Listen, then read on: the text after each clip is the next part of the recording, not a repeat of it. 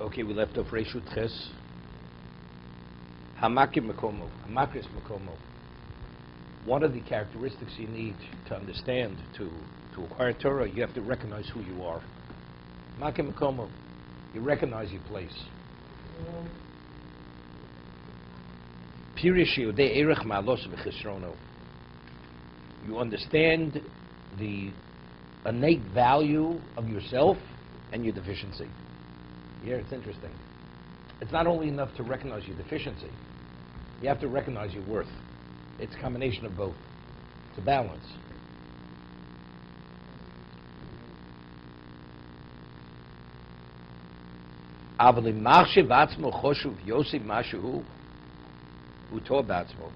Let's say you value yourself greater than you are. No, it has nothing to do with humility. There's nothing. It's not humility. This is what you call what is self-esteem rooted in? Self-esteem is rooted in what you feel, what your value is. Right? But that's self-esteem. I feel I am this. I have a certain capacity. I have a certain intellect. It's not your pride in yourself.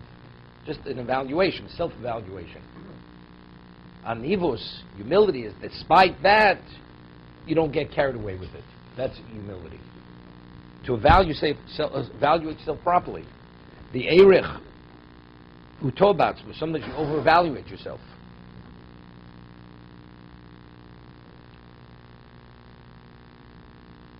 Utoba veina Torah uyo lios v'mokum tos raktoris emesi.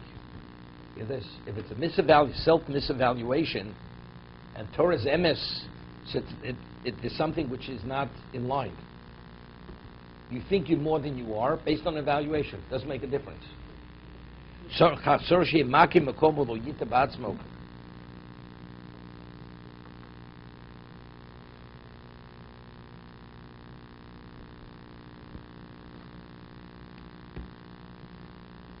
have many stories you read. In Europe, to get into Volozhin wasn't simple. You had to be a certain age, and you had to be a certain caliber of intellect, of many things. So when Baruch Ber came to Baruch Ber Leibowitz, so that's how Baruch came to Kamenet, came to Volozhin.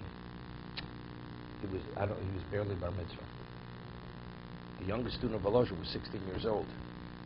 And he already knew Shas when he was like 12, 11 years old. He had a phenomenal, but he studied very superficially. So when he came for the interview, firstly they looked at him, he was very tiny. Even as an adult, he wasn't tall. And secondly, they said, you're a child, come back in 5 years, we'll talk about it. Right now, you're too young. And they wouldn't admit him. They felt he wasn't there yet. Reb Chaim Brisker was the Rosh Yeshiva in Volozhin. Chaim Brisker, before he would prepare a shir that he would say in the yeshiva, he would prepare it with his inner circle of students. And it was a small room, and there was a window to that room, just let some air in. So he was already rejected for Baruch Ber Leibowitz. And all of a sudden, middle of the shir, this little kid comes flying through the window. He couldn't restrain himself. He had such a desire that he wanted to be associated with Chaim Brisker to hear the shir. So because he demonstrated his desire for the Torah, Reb Chaim admitted him. And it was his closest student. He and the Brisker Rav were the closest students of the Brisker Rav was the son of Reb Chaim. He was from the closest Talmud of Chaim Brisker. But that was the story. So the question is, when they reject you, because if you misevaluate yourself, you understand, you're not accomplishing anything. You over-evaluate. Very often you have children that are precocious. They're precocious. Once they hit 8, then they, other kids catch up. They outpace those children. Up to a certain point, the parent prides himself. He puts them up like, So tell me how many states there are in the union. Could you imagine? The kid will rattle them off. The kid's only 4 years old. Okay. What happens when he's 10? You ask him his name. He can't even spell his name. Okay.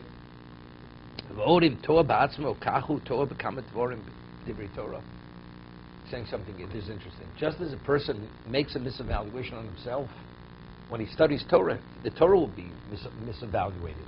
He won't have an understanding how to evaluate what he's studying. As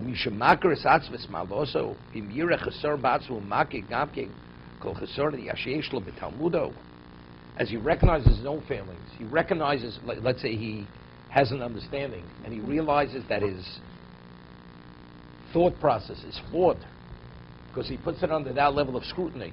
As his own analysis of himself, he sees the shortcomings. He sees the shortcomings in his thought process, so then he's able to come to truth. He's not in any way, he's not going to be deceived. He's not going to be self-deceived himself. You know, this is very important. People, people fool themselves. They fool themselves. They have like an insight, they get all excited, and even afterwards they notice the flaws in the cogency of the thought. Nevertheless, because they're so enthralled with their insight, they won't allow themselves to admit that it's flawed. And it can even be refuted. There was a case many years ago, a certain student in Baltimore, came originally from New Orleans. He was a very genius. His father was the leading maritime lawyer in the United States.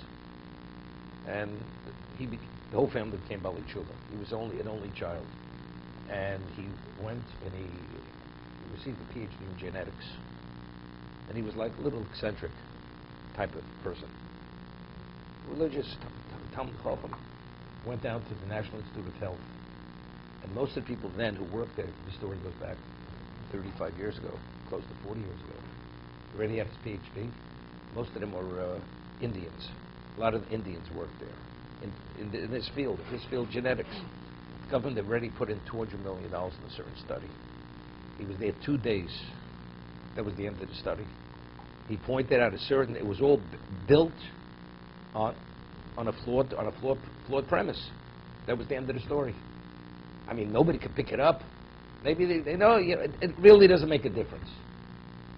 Could be he didn't invest all his ability. After you invest and you notice something, you don't want to hear about it. But as a newcomer, he noticed it immediately. That was the end of the study. It was a flawed study. I'm just saying. So for Torah, you have to be truthful in your analysis, evaluation of yourself. And if you are, then a person will be truthful in his evaluation of his thought process, of his studies. To be continued.